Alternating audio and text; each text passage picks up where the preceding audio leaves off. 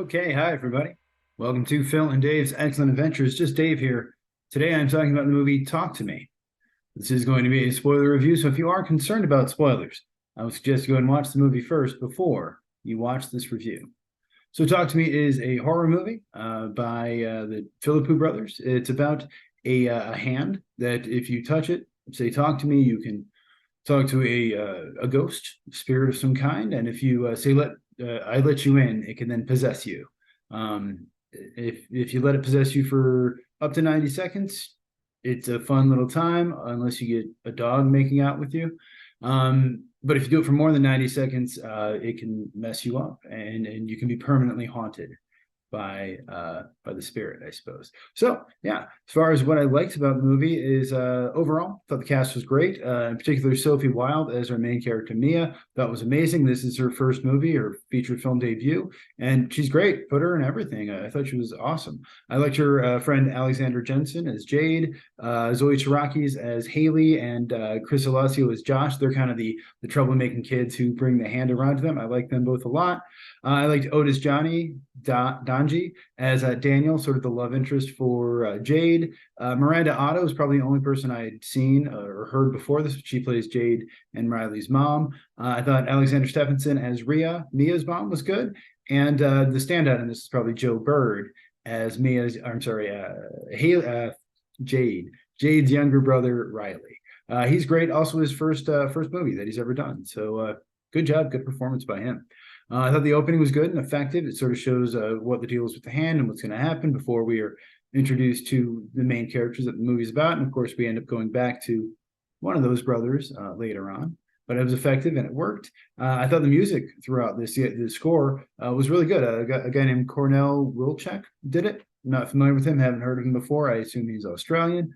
But yeah, it was good. It was an effective score. And I actually liked the most of the music in this too, which there was a lot of rap music in this. I'm not a big rap guy, but music in this, I didn't mind it so much. They played kind of a trap song with the kids, but I think it fit. It didn't go too long. And some of the other rap songs in here, I actually kind of liked them. I think they were fine. You know, again, not my cup of tea, but nothing that offended me or bothered me too much. I thought probably my favorite thing about the movie is that, as far as I can tell, they used almost entirely all practical effects. There was one scene that almost looked CGI to me, but I think it was just kind of weird lighting and makeup that made it look that way. But as far as I can tell, and as far as I've read, the movie is almost entirely all practical effects, which I love. That's awesome. In an age where everything is CGI nowadays, I love to see practical effects. And I think in horror movies in particular, it's really useful to have your actors reacting to something that looks like what they should be seeing and not a tennis ball or whatever. So I really appreciated that. And I thought the effects were really well done. And I should have looked up the name of the guy or girl who did them, and I didn't. So that's on me. But hope to see more from them, whoever did it. Maybe it was the Philippou brothers. Let's say, why not? I'd really like to see Daniel's attempt at communicating with the hand, because we get the whole funny thing with him and the dog, which was embarrassing and silly and understandable why he got upset. It's also funny they show the dog being kicked out in the trailer, and like once you've seen the movie, you're like, oh, that's funny they put that in the trailer. Mia's first attempt was also really interesting. The first time, she sees that ghost and you get that initial jump scare of the ghost. It was cool. And I thought the fact that they kind of, again, used all real makeup and practical effects, but they also kind of held off on showing you all the different ghosts because they didn't need to, because it was probably cost prohibitive to do so. Then we get to see Mia's first attempt, which like I said before, was really fun. And then Riley's attempt, which is fascinating because Riley ends up getting possessed. This is, again, full spoilers here. And if you haven't seen the movie, you should. It's great. I'm going to say that before. Just if you're worried at all, just stop, go watch the movie, and then come back to this. It's a really good movie. So then Riley, Jade's little brother, tries to do it against Jade's wishes, and he ends up getting possessed by Mia's mom, who of course killed herself. And Mia is very upset and traumatized by that. So she starts talking to her mom. She doesn't want to let him go. They go over the 90 seconds, and the kid just starts bashing his face and blood. He's trying to rip out his eyeballs, and it's great and it's amazing, and I loved it. Once that scene happened, pretty much I was like, I love this movie. I don't care what happens from now on. This movie's automatically like going to get a 7 out of 10 for me, just for that scene alone. It's worth it. That was great. I loved it. And then I love that we get to see Mia's mom and that whole thing with her, and she keeps coming back to her and talking to her. Mia talks to her directly. She starts telling her that she didn't actually kill herself. And then her dad shows up with the suicide note where her mom does say she killed herself, and her mom's insisting that she didn't. And for a second, I'm like, oh my God, did her dad kill her mom? And then I realized, no. This ghost spirit, whatever, is lying to her for whatever reason. And I really appreciated that. The entire story I thought was really compelling and interesting. And the sound design I thought also was really good. It really added to the creepiness and the weird factory. I think horror movies have gotten really good at this in the last couple of years of coming up with really interesting, cool ways to kind of increase the tension and the horror by adding in these kind of weird little background noises and stuff. And they did a really good job in this one with that, I think. I think it was funny watching the movie initially, and as the kids are getting together and hanging out for the first, in the first act or whatever, I'm like, okay, this is an allegory for drugs. I get it. I'm smart. I usually don't get stuff like that, but this time I figured it out. And then the movie goes on. I'm like, oh no, this is not really about drugs at all. It's more about schizophrenia, I guess, maybe mental health. I don't know. But then the hand is real. It's not like the hand is fake. I don't think, right? So then that's fascinating. Then the idea that the kids really don't tell anybody about it. Something that kids would probably do, honestly, but it's a little frustrating because me watching it as a 40-year-old, they'd be like, hey guys, no, this is significant. Like, get the press out here. This is something. We can communicate with the dead, and we know that there is an afterlife. That's crazy. But of course, these kids use it to get high and mess around, basically. But I liked all of that. I liked the movie does slow down a little bit, but then we get to Riley's kind of second violent outburst. And again, I loved that. I thought that was great. And from that on, I thought the movie was pretty good as far as the pacing goes, where anytime it did start to get a little slow, I started to get a little bored. We had a really cool, violent scene with really great practical effects. So kept winning me over there. I really like seeing Mia kill her dad. That was a fun scene. I mean, I'd like to see it, but the way that it happened, the way that it poured out, and you see the scissors, and she stabs him, and the blood comes gushing out. Like, that was a great scene. And then the whole thing with Jade realizing that Mia had killed her dad, and that she was going to hurt Riley. And then she's talking to the mom, and the mom's like, "Oh my God, I'm sorry for yelling at you before. I realized he just had a psychotic break. There was no drugs in his system." Because the entire time they think it's drugs, and the kids never admit that they have this supernatural hand.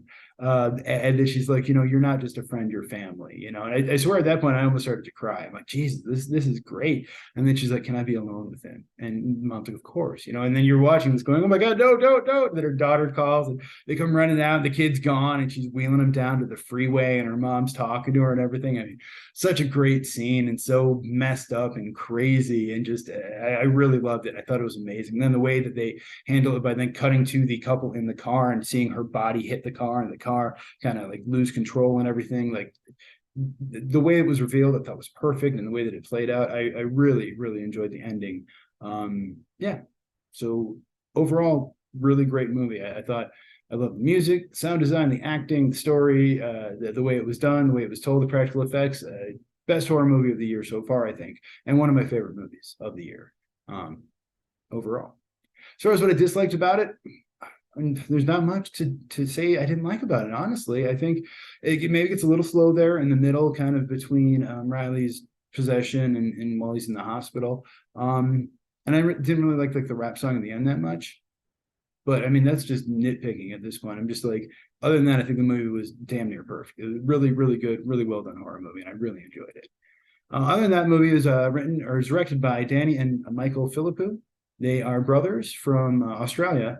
And it's their first movie, but they do a YouTube channel called Raka Raka. It's quite popular. They've got over 1 billion views on there total. I watched one of their videos. I didn't love it. It was the McDonald's thing. It was okay, but definitely not what I expected from these guys. I'll have to watch more though. It was written by Danny Philippou, one of the brothers, and Bill Hinzman, who is a guy who they work with a lot. He did on the Raka Raka YouTube channel. He doesn't have any other credits.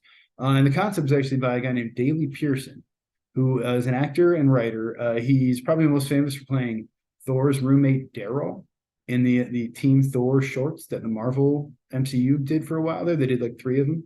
And he's also an executive producer on Bluey, the Australian kids show, which at first seemed crazy to me, but then I'm like, well, it's Australia. I guess it's not that crazy.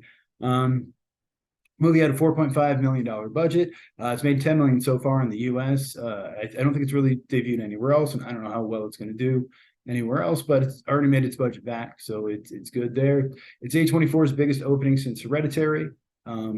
Maybe I read that somewhere, and then I read somewhere else they said it's their biggest opening since Midsummer. So maybe monetarily, I'm not sure. Either way, This is kind of a funny thing. I did watch a quick thing on the Racka Racka YouTube channel about the making of this movie. Well, we made a movie, and I'm like, cool. I thought it was going to be about the making, and it was more just about like selling the movie and some other stuff. And again, I actually really don't like the music or the editing in that. But I really like this movie. But yeah, in that they do discuss the fact that there were some other kind of bigger studios that were interested in making this, but they kind of wanted to have a little more influence on it than they wanted, and they wanted to tell it their own way. So they decided to go independent with A24, and it worked out, I think, for them. So I'm glad they decided to do that.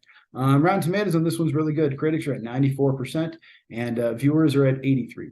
So people don't like it quite as much as the critics, which is odd. Usually critics are really harsh on horror, and usually horror fans love everything.